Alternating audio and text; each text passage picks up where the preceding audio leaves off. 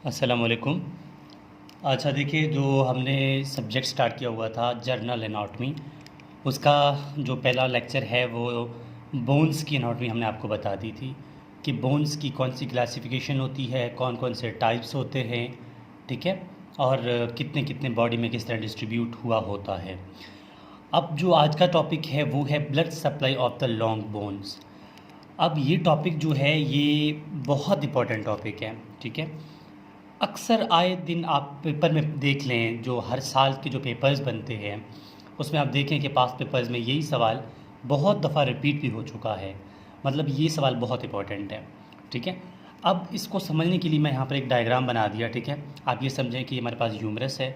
अब इसमें किस तरह होती है वो तो हम देख लेंगे, लेकिन सबसे पहले हमें ये पता होना चाहिए कि वो कौन कौन से आर्टरीज़ है जिससे जो है ये लॉन्ग बोन्स की ब्लड सप्लाई होती है, ठीक है। मैं यहाँ पर आर्टरीज़ के नाम लिख देता हूँ सबसे पहले। अच्छा, टोटल जो होते हैं वो होते हैं 4 आर्टरी। जो पहला आर्टरी है उसको हम बोलते हैं डायाफेसल आर्टरी, डायाफेसल आर्टरी। इसको एक और भी नाम देते हैं जिसको इसको बोलते हैं न्यूट्रिएंट आर्टरी, ठीक है। इसको न्यूट्रिएंट आर्टरी भी बोलते हैं। अच्छा, ये तो नंबर 1 हो गया। अब नंबर 2 जो है वो है मेटाफेसल आर्टरी, मेटाफेसल आर्टरी। नंबर 3 जो है उसको बोलते हैं एपीफेसल आर्टरी,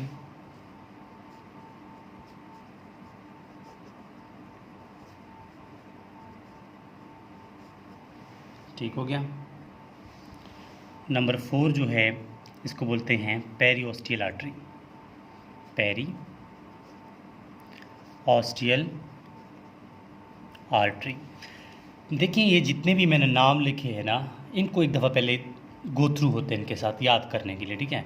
डायफेसल आर्टरी, मेटाफेसल आर्टरी, एपीफेसल आर्टरी और पेरिओस्टियल आर्टरी। अब इनको याद रखने के लिए हमें थोड़ा बोन्स के बारे में पता होना चाहिए कि जो बोन्स के कौन कौन से पार्ट्स होते हैं। देखिए, उसी बोन्स के पार्ट के मुताबिक हमने आर्टरीज़ का नाम रखा हुआ है। देखो कैसे। सबसे पहली बात आती है कि बोन्स को अगर हम यहाँ से यहाँ तक देखें तो इसको हम क्या बोलते हैं, शाफ्ट। इसको हम शाफ्ट तो बोल सकते हैं, लेकिन इसको एक और नाम भी देते हैं जिसका नाम, मतलब इसको शाफ्ट के अलावा हम इसको डायफेसिस भी बोलते हैं, ठीक है। यहाँ से लेकर यहाँ तक इसको हम क्या बोलते हैं, डायफेसिस बोलते हैं इसको, ठीक है, डायफेसिस। इसको हम क्या बोलते हैं, डायफेसिस, ठीक हो गया।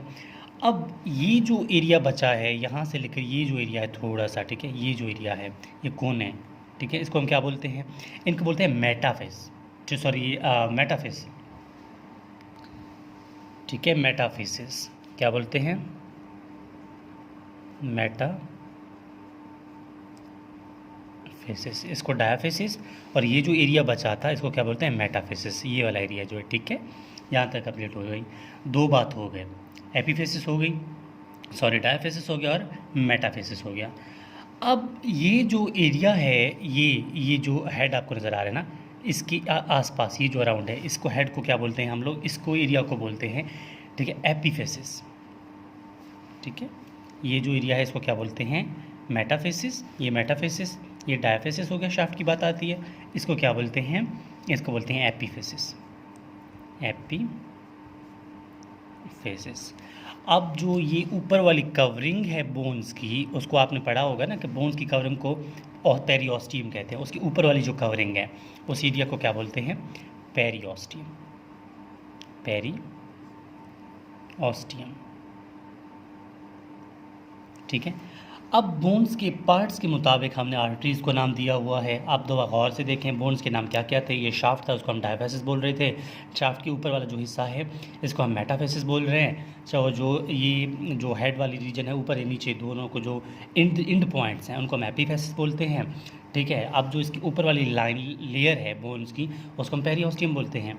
और हमने उसी के मुताबिक आर्टरीज़ के नाम भी लिखे हुए हैं। अब किस तरह होता है आपने वो देखना है। सबसे पहले ये न्यूट्रिएंट आर्टरी आता है, न्यूट्रिएंट आर्टरी या डायफेसिस आर्टरी, ठीक है। न्यूट्रिएंट आर्टरी या डायफेसिल आर्टरी आता है, इंटर हो जाता है बोन्स के देखिए ना, बोन के दो पोर्शन होता है ना, एक मेडुलरी रीजन जो अंदर वाला रीजन होता है, एक बाहर वाला रीजन होता है, ठीक है। अब क्या होता है कि ये न्यूट्रिएंट आर्टरी या फिर डायफेसियल आर्टरी आता है सेंटर में, यहाँ पर आकर डिवाइड हो जाता है दो में, ठीक है। ये इस तरह क्या हुआ कि ये हमारे पास क्या था, न्यूट्रिएंट आर्टरी आया या डायफेसियल आर्टरी आया, ये डिवाइड हो गया ऊपर और नीचे, और ऊपर और नीचे हम क्या बोलते हैं कि एक असेंडिंग ब्रांच है, एक डिसेंडिंग ब्रांच है, ठीक है। जो नीचे आ रहा है वो ascending branch of the diaphyseal artery है, और जो ऊपर जा रहा है वो नीचे आ रहा है वो ascending branch of the diaphyseal artery है, और जो ऊपर जा रहा है वो descending branch of diaphyseal artery कहलाता है। अच्छा, ये चीज़ हमें पता चल गया। अब क्या होता है, अब यहाँ तक तो ये देखिए ना, ये डायफेसियल आर्टरी जो है वो यहाँ तक आती हैं, ठीक है, ये यहाँ तक आ गई। अब बात आती है मेटाफेसियल आर्टरी की, ठीक है। मेटाफेसियल आर्टरी जो है, ये जो मेटाफिसिस जो है वहाँ की आसपास, मतलब जो हमारे आर्टरीज होते हैं ना, ब्रेकियल आर्टरी है, ठीक है, हमारे पास जो हाथ के मुख्तलिफ आर्टरीज होते हैं ना बड़े बड़े, वो आते हैं, वो इंटर हो जाते हैं कहाँ पे, मेटाफिसिस में, ठीक है। कहाँ पे आते हैं वो, हम मेटाफिसिस पे जाके इंटर हो जाते हैं। कहाँ से आए, ये ब्रेकियल आर्टरी समझ लें आप, ठीक है। मैं लिख देता हूँ ब्रेकियल आर्टरी। बाहर से आर्टरीज आते हैं, वो कहाँ एंटर हो जाते हैं, मेटाफेसिस पे, ठीक है, मेटाफेसिस की पॉइंट्स पे, इसलिए हम लोग क्या बोलते हैं इसको, मेटाफेसियल आर्टरी बोलते हैं। अच्छा, अब क्या होता है कि ये जो हमारे पास जो आया था ना डायफेसियल आर्टरी, ये कुछ ब्रांचेस असेंडिंग और डिसेंडिंग तो देता है, लेकिन यहाँ भी आसपास कुछ सेंट्रल पॉइंट्स पे भी कुछ इस तरह की छोटी छोटी ब्रांचेस दे देता है, और सेंट्रल ब्रांचेस भी देता है, और इसके अलावा ये ऊपर और नीचे यहाँ से भी कुछ ब्रांचेस दे देता है, ठीक है। इनको एक स्पेशल नाम देते हैं, कुछ इस तरह ऊपर जाते हैं, और कुछ जो है वो नीचे आते हैं, ठीक है। मैं बता देता हूँ, कुछ इस तरह ऊपर जाते हैं और कुछ जो है वो नीचे आते हैं। अब जो कि सेंट्रल पॉइंट्स थे ना, सेंट्रल की जो ब्रांचेस थे, इसको सेंट्रल ब्रांचेस भी बोलते हैं, और इनको सेंट्रीपिटल ब्रांचेस भी बोलते हैं, क्योंकि मुख्तलिफ बुक्स में मुख्तलिफ नाम दिए हुए हैं, ठीक है। सेंट्रल ब्रांच भी बोलते हैं इसको, सेंट्रीपिटल भी बोलते हैं, सेंट्रीपिटल ब्रांचेस ये भी बोलते हैं।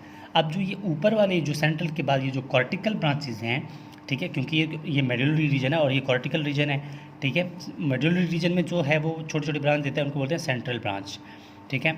अब जो ये ऊपर साइड पे दे देता है, यानी कॉर्टिकल जगह पे दे देता है, इनको हम बोलते हैं कॉर्टिकल ब्रांच, या फिर इसको सेंट्रीफ्यूगल बोलते हैं, ठीक है।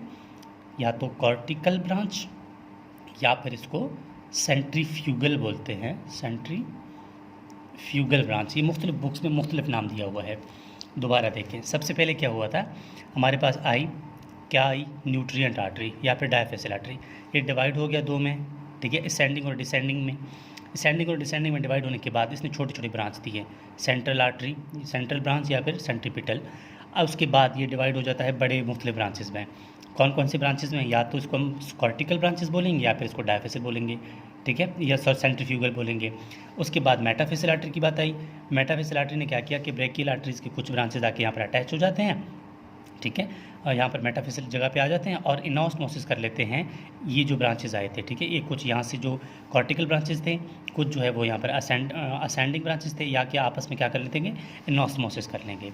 इनऑस्मोसिस का मतलब ये है कि आपस में एक आर्टरीज का गुच्छा बना देंगे, ठीक हो गया, ये बात खत्म हो गई। अब बात आती है एपीफेसियल आर्टरी की। ये जो एपीफेसियल आर्टरी है ये क्या करता है, ठीक है। अब ये होता है इस तरह कि ये जो जॉइंट्स होता है ना, ठीक है, ठीक हो गया, जॉइंट्स जो कि देखिए ना, इसके नीचे एक जॉइंट है मसलन, ठीक है,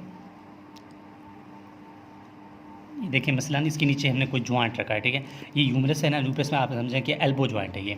अब एल्बो जॉइंट पे भी कुछ ब्रांचेस जो हैं, क्या होता है कि कुछ ब्रांचेस एपीफेसियल की जगह पर आ जाती है ना, क्योंकि एनास्मोसिस जब भी होता है तो कुछ ब्रांच ऊपर से आती हैं, कुछ नीचे से आती हैं, तो यहाँ पर भी एक एनास्मोसिस बन जाता है। ये एपीफेसियल आर्टरी आती हैं उसी एनास्मोसिस की वजह से, ठीक है, उसी इनॉस्मोसिस की वजह से यहाँ पर आर्टरीज़ का कुछ गुच्छा बन जाता है, ठीक है, कुछ नीचे से आती हैं, कुछ ऊपर से आती हैं, और वहाँ पर एक इनॉस्मोसिस बनाती हैं। इसीलिए भी इसके नीचे से फिर छोटी छोटी ब्रांचेस जो हैं वो निकलते हैं और बोन को सप्लाई करते हैं। अच्छा, ये भी हो गया, डायफेसियल भी हो गया, मेटाफेसियल भी हो गया, एपीफेसियल भी होगा। अब पेरिओस्टियल आर्टरी की बात आ रही है। अब पेरिओस्टियल की आर्टरी जो है देखिए पेरिओस्टियम हमने पहले ही कहा कि आउटर कवरिंग है। आउटर कवरिंग के आपने आसपास देखा होगा कि जब भी कोई यहाँ पर आउटर मतलब जो कोई बोन होता है तो क्या होता है कि उसमें कोई ना कोई मसल जुड़ा होता है बोन के साथ, ठीक है। बोन के साथ क्या होता है, कोई मसल जुड़ा होता है। अब कोई भी आर्टरी आती है उस मसल को, ठीक है, ब्लड सप्लाई करने के लिए, तो उस ब्लड से मसल से छोटे छोटे सुराख निकलते हैं आगे बोन्स के पास, ठीक है। वो क्या करते हैं, छोटी छोटी ब्रांचेज आकर सप्लाई करते हैं उसी पेरिओस्टियम को। पेरिओस्टियम तो हर जगह मौजूद है बोन के ऊपर, ठीक है। उस मसल की वजह से छोटी छोटी ब्रांचेज जो हैं वो आके निकल कर वहाँ पर जो है बोन में सप्लाई करती हैं। एक छोटी सी रिव्यू लेते हैं, बात यहाँ पर ख़त्म हो गई, ठीक है। सबसे पहले उस रिव्यू में क्या होगा कि सबसे पहले हमारे पास क्या हुआ, न्यूट्रिएंट आर्टरी आई या फिर डायफेसिल आर्टरी आई। ये डिवाइड हो जाता है दो में, कौन कौन से में, असेंडिंग और डिसेंडिंग ब्रांच में। ये असेंडिंग और डिसेंडिंग ब्रांच में डिवाइड होने से पहले क्या बाद में क्या करेगा, छोटे छोटे सेंट्रल ब्रांचेस देगा। सेंट्रल ब्रांचेस को भी बोल सकते हैं, इनको हम सेंट्रीपीटल भी बोल सकते हैं। इसके अलावा सेंट्रल ब्रांचेस देने के बाद कुछ बड़ी ब्रांचेस देगा, कौन कौन सी, कॉर्टिकल या फिर सेंट्रीफ्यूगल, ठीक है, ये दे दिए। ये किसकी बात हुई, डायफेसिल आर्टरी की। अब मेटाफेसिल आर्टरी की बात आती है। मेटाफेसिल आर्टरी जो है वो हमने कहा कि ब्रेकियल आर्टरी या इस तरह की जो बड़े बड़े आर्टरी होते हैं ना, उनकी ब्रांचेस से छोटे छोटे ब्रांच निकलते हैं, ये मेटाफेसिल आर्टरी कहलाती हैं। ये क्या करते हैं, बाद में आके इनऑस्मोसिस कर लेते हैं, मतलब आपस में जुड़ जाते हैं, ठीक है, ये मुकम्मल हो गई। अब बात आती है एपीफेसिल आर्टरी की। एपीफेसिल हमने पहले ही कहा कि जब भी ज्वाइंट होगा, ठीक है, ज्वाइंट होगा तो छोटी छोटी ब्रांचेज यहाँ से निकलेंगे, छोटी छोटी ब्रांचेज ऊपर नीचे से आएंगे, तो यहाँ पर छोटी छोटी ब्रांचेज ऊपर से आएंगे, कुछ नीचे से आएंगे, और क्या बनेगा, ज्वाइंट के आसपास एनास्मोसिस रखेगा, और वही ब्रांचेज निकल कर क्या बनेंगे, हम कहेंगे ये एपीफेसिल आर्टरी हैं।